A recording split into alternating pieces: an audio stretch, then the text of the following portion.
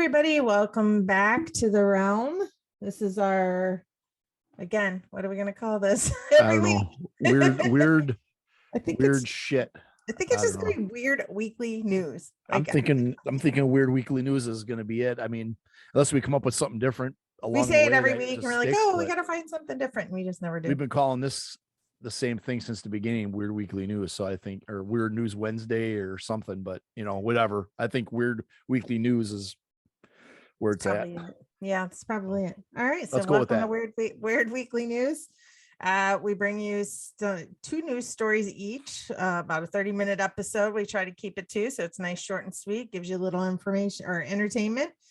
We each bring one to two stories, and then we talk about it and discuss it. It's going to be headlines from, could be anywhere on this planet or beyond. You never know what kind of connections we have.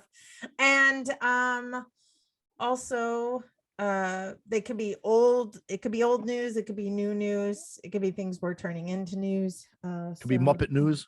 Could be Muppet news. It'd be nice if we had the Muppets. What's the news on Saturday Night Live? What do they call that? Weekend news update or something like that? The weekend reporter. No, I can't remember. Weekend news update. Oh, I love Saturday Night Live, but I don't know. I don't really watch Saturday Night Live. Sorry. It's been a long time since I watched Saturday Night Live. Yeah, it's not on my list of must-see TV, unfortunately. So it used to be, though. Like, I mean, it's funny now, but I'm saying when I was younger, it was like that was the thing. Like Saturday Night Live, I'd stay up on Saturday nights. My mom would be so pissed. She didn't like that I watched it, but oh well. Well, just like everything else, the good times are gone. So I turned out okay, I feel like. So having said that, Rich and I decide every week who's going to go first by doing a little rock, paper, scissors. So you ready? Sure. I'll have mine ready to go here. Yeah, here we go. Rock, paper, scissors, shoot. Of course. I got scissors and Rich shocker. has paper. Oh, that's I win almost every time. I think he's only won one time. Yep. In all of this. And I know we only have a few episodes published, but we've been recording since like last August, trying to get like the feel for this. So I've peed him a lot of times. Just saying, I'm just putting that out there. All right. So you're going to go first. That's what you win. You win getting to go first. Yep. I am a winner. What do you got for us? I'm a winner. All right. May 30th, 2022, Paris. Ooh. Not one that you're bringing to the table. No, nothing from Paris. Okay, nothing from Paris. You know about the Mona Lisa, right? At the Louvre. Oh, I heard of this. Is it the? No, you go ahead with what you're saying because it could be a different. Does it have to do with cake? Yeah, I didn't know what it was. So if it was cake, that's surprising to me because I didn't. Man in wig throws cake at glass, protecting the Mona Lisa. So why did he throw it at the glass? I think he's a disturbed individual is what I'm going to go with. Man seeming it gets better, as my stories always do. Let's not forget about Scooby-Doo and other things. I mean, you have like this stunning headline and then the story just gets better. Throwing cake at the Mona Lisa, a picture of Mona Lisa alone. Here's the good one. He was disguised as an old woman in a wheelchair. What? Is that how he got the cake in? What's that? Is that how he got the cake in? Like, how do you get? Not sure how he hid the cake. If he hid it in the wheelchair somehow, doesn't actually say in the article where he hid the cake and how no one saw him bringing a cake in. But let's just think for a minute. Maybe it was a cupcake. Maybe it wasn't like we're thinking. Okay. All right. Maybe they're thinking cake is a pastry, something like that. Maybe that's what they're thinking. It doesn't actually say, and they don't show a picture of the cake. So I can't speak for that. And here's how the story goes. A man disguised as an old woman in a wheelchair threw a piece of cake at the glass protecting the Mona Lisa at the Louvre Museum and shouted at people to think of planet Earth. So somehow throwing this cake at the Mona Lisa had something to do with thinking about saving the planet Earth. Yeah, I'm kind of interested. Yeah, like what does that have to do with this painting? I think everybody's thinking that. I'm thinking that myself. And the Paris prosecutor's office is also wondering that. They said that it was a 36-year-old man He was detained on Sunday. As I said, this was on August 30th. Uh-huh. An incident that sent police psychiatric unit to the Louvre to investigate the damage of the cultural artifact. So did it actually make it on the painting? It made it on the case protecting the painting. So he didn't do any damage to the painting itself other than creating a scene. More of probably like a protest is what I'm getting out of the article, with him chanting and yelling about think of planet Earth and stuff like that. Why he felt he needed to disguise himself as an old woman in a wheelchair. He had a wig on, he had lipstick on. So like I said, just the article alone of someone throwing pastry at a painting. I just don't get, like, if you're gonna make a stand on something, like, I mean, I get people like want to get somebody's attention, but damaging this well-known painting that means a lot to other people. I mean, and you know, why come in a wheelchair and try to, I don't get the get up, like I don't get the get up part of it, I guess. You know, if you're going to go in there, you're going to cause a scene. There's so many different things you could have done. I mean, run in there naked. I don't know. You know, that would have, I mean, I would have picked that headline as well. Just so we all know I'm not discriminating against the headline. Yeah. I mean, he doesn't have to be wearing a wig and lipstick, you know, but anyway, it says there are videos posted on social media showing him. I didn't look for the picture or for the video. They said the cake left a conspicuous white creamy smear on the glass of the famous work by Leonardo da Vinci, but it wasn't damaged. Well, and it said security guards were filmed escorting the wig-wearing man out of the gallery as he shouted, "Think of Earth." There are people who are destroying. He says there are people destroying Earth. Think about it. Artists tell you, think of the Earth. That's why I did this. Still doesn't make any sense. Even that zero sense to me. But I will agree. Let's think of the Earth. But I think we have different ways that we could achieve getting that message across. Yeah, it's I don't know. It's crazy. Tree, taking a billboard out, you know, something. Now, did you know this isn't the first time that piece of art has had something happen to it? Okay, what is what's up with the Mona Lisa? It's been in existence for over 500 years, 16th century. The painting was stolen in 1911 by a museum employee, which actually increased the painting's international fame. So when it got stolen, it kind of blew up because of what happened. Because it was stolen. Correct.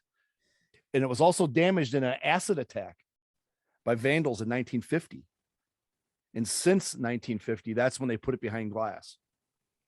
Okay. So up until then, it was probably just far enough away, out of arm's reach, regular museum piece. You can see it, you know, probably had a nice little light on it. Yeah. But as everything happens, all good things, you know, people wreck it. So can't have anything nice. I just want to know what the whole like appeal is behind the Mona Lisa that people want to damage it. I wish I could tell you. I don't know what the whole, I mean, the Louvre is a pretty popular tourist attraction. Yeah. The museum. I mean, I've never been there myself. Jake, have you been there? The Louvre? Yeah. Jake, my son, he's been there. He says it's quite interesting. I've wanted to go to Paris and I wanted to go there. Yeah. But I've only been to Ornay, France, like the area of the Alps that's, you know, right between France and Switzerland. It's a little town called Ornay. And that's the most I've been in France. Yeah, I'm not a world traveler. I've never been to Europe, so I wish I could go to like every country. I love going. One day I hope to get to Europe. I don't know, Germany maybe.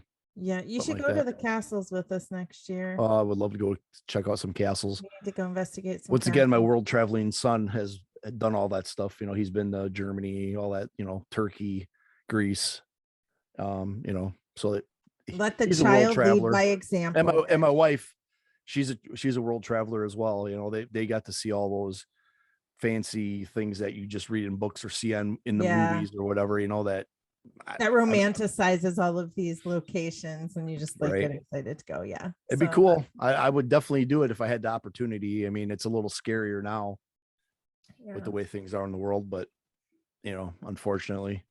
So, I mean, I guess I'd have to think twice about doing it right now, but yeah. given the opportunity, I'd definitely have to think hard about it, but you never know if you're going to end up going somewhere and not coming back. Yeah, my friend is coming to visit us from Italy to the US this week. And so we are recording this on the 13th. So we will put this out on Wednesday, the 15th, and she will be here on the 17th. We're actually going to have her on one of our Monday podcast shows. We're going to interview her about tarot cards, but yeah, she's traveling, and she has a layover in Dublin, and then flies into Chicago, and makes me nervous. Like, I'm super excited to see her. She'll be here for about 20 days, but just that travel, it makes you nervous, just so much going on, and then virus and all that other things. So for sure. Anyway, but it'll be good to see her. And she can tell us about all the great fancy things that we don't know about here, that we romanticize. You know what we could maybe we could do? What? She says she's from Italy. Yeah. She's coming in here with tarot cards. She's going to talk to us about tarot. She's going to talk to us about tarot. Maybe we could find some interesting things about Italy. Maybe she would be willing to maybe she can ask her some questions on. I mean, maybe. I mean, I'm not. If there's haunted locations. Well, yeah. I mean, is that something you think she'd be maybe she'd be open to discussing? Absolutely. 100%. Maybe, I mean, that'd be interesting, because I know nothing about it. So it'd be interesting just to hear some stuff from on the other side of the pond, as they say. Absolutely. Yeah. We'll have to ask her. We'll just like corner her and ask her everything. Where is she going to go? Yeah. Right. Okay. What do I do today? Okay. So the first story that I'm going to bring to you is, it's called Swamp Demon in North Carolina. Now, I've given you that title, and it's not a news title, as like a real, like a news story. So this actually came to light on May 17th through TikTok. Okay. And there's a user by the name of Caleb. I don't know if it's Tut, Tutt. So Caleb.Tut is his name on TikTok. He posted a TikTok video about a demon that he says he and his family had seen on the side of the road. So he recorded it right after it happened, and he was asking other users on the platform to reach out if they had any information about demons, entities, cryptids, or any other paranormal type creatures in this area where he was at. So his TikTok goes to say it was 11:15 p.m. And they were driving through Bertie County, North Carolina. I'll post a picture of this whenever we post this video and audio so that people can see. And it's Bertie County, North Carolina, near Conarista Swamp. So when you look at this through like an aerial view on, Google Maps or Google Earth and stuff, it's like it's deep into the mountains, into the sticks. So he said that they were going around a corner or a curve, he says. And he described it as an ashy stone gray creature appeared along the side of the road as they came around the corner. He said that the entity was bent forward and its hands were on its knees looking directly at the car. Its eyes were hollow. He said its appearance was both stone but yet shiny at the same time, and claims that it was as big as the car. Now imagine, so it's bent over. So, and then for context, he said that they were driving a Ford Explorer. Now, I'm not sure what year the Ford Explorer was. So, it's like SUVs now are smaller than they ever were. Look at the Jeep Cherokees, like, the little ones. So they're all, we have so many different sizes of Ford, those types of SUVs. So I'm not sure what it was. But he further described it as thin, yet also massive. So I'm assuming it's like maybe tall and thin, but it was like crouched over. So if it was big as the car as it was bent over, could you imagine like how big it would have been standing up? He said it was so close to the road that it could have reached out and touched the car if it wanted to. So the comments section, I know we've talked about TikTok before. So the comments section is, I live in the comment section sometimes to certain videos. So, but they all had the same resounding message, and it was a big nope. So it was like a big nope vibe in the responses. So there were people actually from the area, from Appalachia, that or they're familiar with the tales from the area, were previously from there. They said that literally so many people, one after the other, said the same thing. You didn't see anything. And they were firm in saying you didn't see anything. Meaning you say you saw something, but you didn't see it. So are they protecting something? Yes. So they said, don't try to figure it out. Don't try to figure out its name. Don't even say its name if you do figure out its name. And another comment was like, it was a deer as far as you're concerned. So many of the, like I said, many of the commenters were from Appalachia, the Appalachia region. They all had the same advice. So apparently there's a lot more there that people like about, like the story about this creature, that there's some practices that they do there where they hang a broom over their door and they paint their ceiling blue. And the commenter said that people can't say its name, or it'll come after them or come visit them. One user did though say its name, and I'm going to dare say it. And I kind of like have a joke when I think about it, but this one commenter had said that her grandmother had told her that it's called a haint, Haint. And I'm thinking, haint nothing you want to mess with. Like, that's all I can think. Like, is that why they named it that? I can't figure it out. So I don't want to go too much further as far as I didn't want to go too much further as far as researching this, because I just kind of want to give the story that happened. And I actually want to try to reach out to this TikTok user to see if they'd be willing to speak to me, and maybe even come on the show. But even if they didn't, at least just get some more information from them about their experience. And then I think we should take a deeper dive into this for a Monday episode about this stone gray creature that everybody says you didn't see it. So, interesting. I'd be interested in looking that up. Did you say you had a picture or a video? I don't have a picture of it. I was just going to show a picture of the area. Oh, so okay.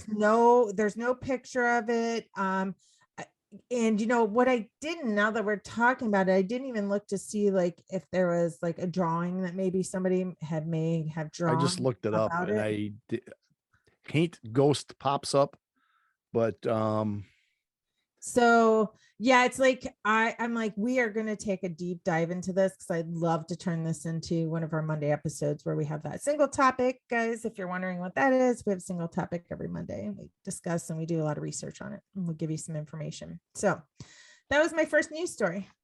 Your turn. Hold on, I'm not done. I'm looking it up right now just to see if any pictures come up.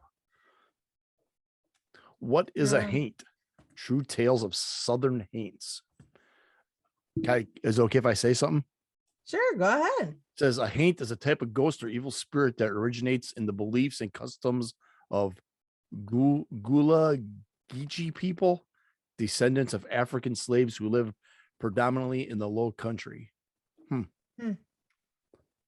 Interesting. Old gods of Appalachia. So it does seem that there's some stuff out there on it. I've never heard of that one, so that's why I haven't either. But that is exactly why, because it's like, someone was like, haints roam the mountains. So I truly 100% want to take a deeper dive into this, and I don't know, maybe I want to go to the woods myself. Maybe we'll go to North Carolina. Where was this TikTok user from? Was he from that area, or did it say? It didn't say where he was from, and I didn't go look at his profile where he was from. He was traveling with his mom and his sister, I believe. So there was 3 eyewitnesses to this, and he was scared when he was reporting it, and he just basically was just reaching out to TikTok to be like, hey, does anybody know what this could possibly be? And it was just flooded with the same comments. And now he's even more scared after reading the probably. like, oh, man. So yeah, and when he was talking about the swamp that he was near, he was worried he wasn't pronouncing it correctly. So I'm guessing he may not be from that area. But again, I definitely want to reach out to this user, try to see if we, can't talk to him a little bit more, either interview him about, what happened and add it to our research, or see if maybe he's willing to come on the show. Okay. Tag team, you're it. Interesting. All right. And my second story is about the Conjuring home. Did you hear that the original home that inspired the Conjuring, not the house that's actually in the movies? Okay. The home that inspired it, that the Warrens actually did the investigating at, and then the movies were loosely based on that. The original one that's in Rhode Island, it sold for more than 1.5 million. Really? Yep. Would you have? Okay, sorry. You go ahead. 8-acre farmhouse in Burleville. Oh, geez, I'm butchering it. Burleville, Rhode Island. Okay. So it was actually listed for 1.2 million is what they put out for an asking price, and it sold for 1.525 million. Whew. Yeah, exactly.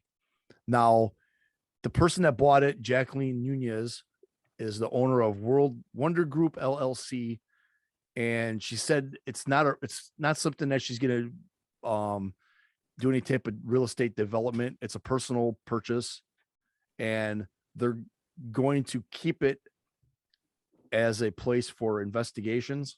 Oh, okay. The people that owned it were Corey and Jennifer Heisen.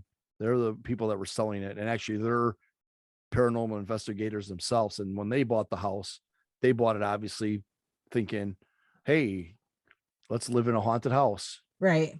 Now, they've had some experiences from what I know about it. I've heard other stories from them talking to other people. I guess one of their children, after they moved in, had some experiences and would refuse to stay there. They had some experiences, nothing that. How long did they own the house? Do you know? They bought it in 2019. So what is that? So Just 3 years. 3 years, yeah. 3 years. And I think they sold it, they said, because they couldn't do it anymore. So nobody's gonna live in it. Correct. They're just purchasing it for like tourist type attraction. Correct. It was sold with the understanding that no one should live there anymore. Okay. It's going to be strictly for paranormal investigations, stuff like that. I don't know if possible to do any type of road trip filmings or anything like that, but yeah, I mean, I thought that was kind of cool because I've heard different stories about it. I've seen the TV shows where everybody goes there. Yeah. And I listened to a couple other podcasts where actually Amy from Ghost Hunters and with Adam from Kindred Spirits, she had them on her web show, and she's personal friends of theirs, and it was a pretty good episode. And cool. It's interesting that, living in a place like that, they went through some of the stuff that happens, and how many times at night you get people that stop by there that try to get in or are curious about things, and you're constantly having to run them off the property. And it's like, come on, people live here. Yeah, you're trying to live there, right?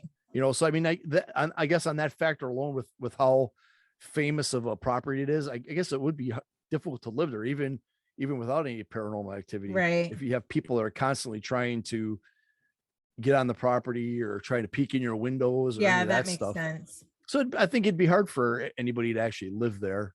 I'm glad that the new people are turning it into something that other people can go to.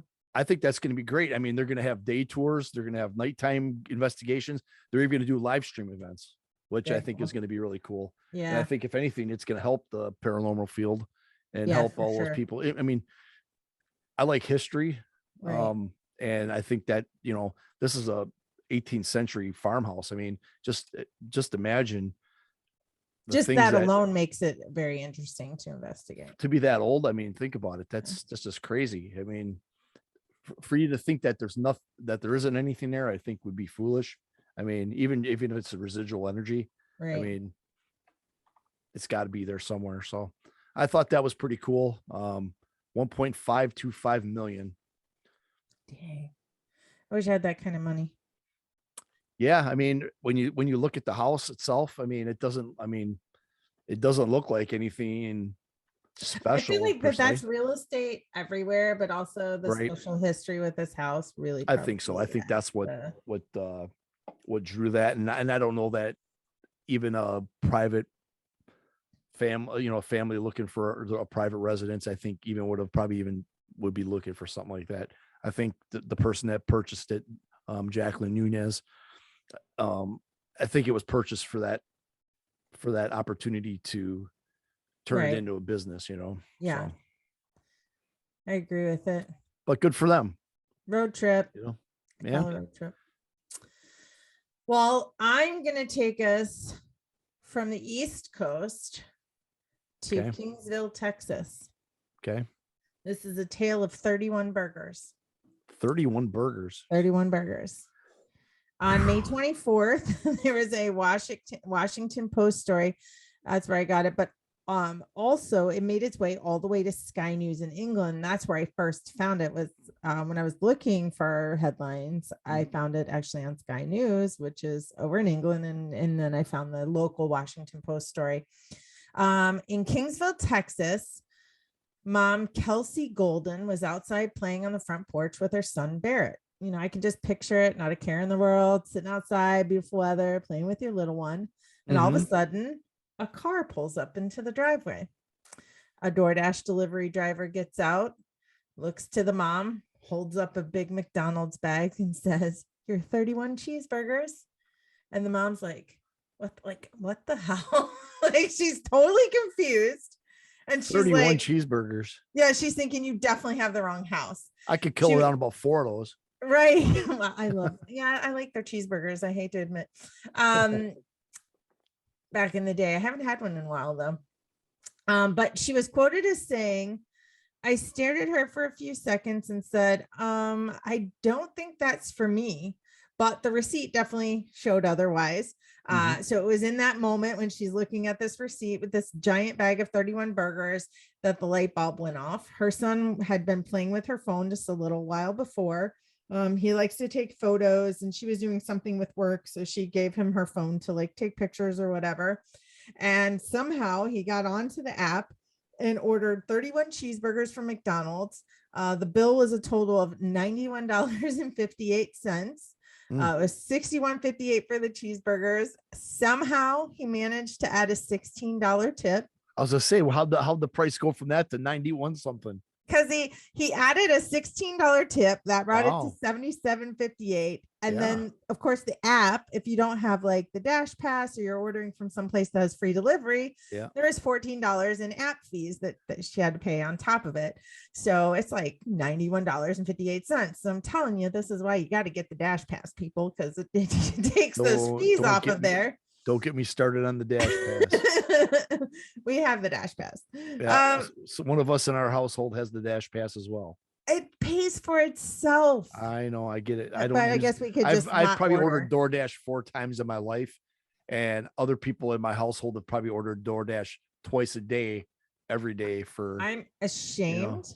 But whatever. I mean, that is what it is. So, But I'm grateful for it. The Dash Pass pays for itself there. Absolutely. It does. So I get that. So apparently this little youngin does not even like cheeseburgers. He actually prefers chicken nuggets. So the mom went onto her Facebook and went to like a private community group for that neighborhood. And she advertised these free cheeseburgers. Like, somebody wants cheeseburgers, come get them. They just got delivered. Like, I don't want them to go to waste. Okay.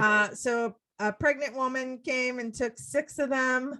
And then another mom that had a large family, she came and took 18 of them, and the rest of them, I know the rest of them just were handed out to neighbors. So from this, they of course went viral. And then of course, the keyboard crusaders came out. They were out in full force trying to shame her. Most people thought it was funny, but then you had the ones that said she needed to watch her child more or get a better handle on him, because he's going to be one of those kids that you find fallen into a zoo enclosure with a wild animal. I mean, people were just like going off the deep end. I would say that's pretty far fetched, from cheeseburgers to falling in. I know these keyboard crusaders, you know, I tell you. So it was funny because the reason I bring that up is because there were so many hateful comments that the mom made a satirical video and posted it on YouTube. So I'm going to put a link whenever we post this on Spotify, Google Podcasts, and on our YouTube channel. I'll post the link to that in the comments because what she did was she did a satirical video where she like narrated some of the comments made to her. And at some point she just kind of starts, you know, cracking up about it because she's like known as the awful cheeseburger mom. But anyway, I say it happens, you know, you hear stories of kids ordering stuff off Amazon, you know, and right, that kind of thing. I just talked to my son today because he has an Alexa now, and his oldest son knows how to tell Alexa to play music, and he was like, yeah, I just hope he doesn't order anything from Amazon. I was like, I'll have to teach him. My I'll God, teach him how to order stuff. So that's what I got. That's what I have for today. So interesting. We had some good stories. Yeah, it's always fun. Appreciate the research. I hope we were able to bring some entertainment to all of you. Hope you enjoyed the stories today. Like, share, subscribe, comment, rate us. You know, be a part of the conversation. If you have any news in your neck of the woods that you want to share, even if it's not a headline, we'll try to make it one. Get a hold of us at Connected Realm. I'm thinking of my other one. Okay. connectedrealm@gmail.com. So with that, Facebook. Yeah. Join us on Facebook Google. Too. We post Google. Lots of pictures there. Spotify, Google Podcasts. Find us. Got to throw them out there. Listen to us. Thanks for joining everybody today. Until next time. Thanks everyone. Bye. Peace out. Ciao.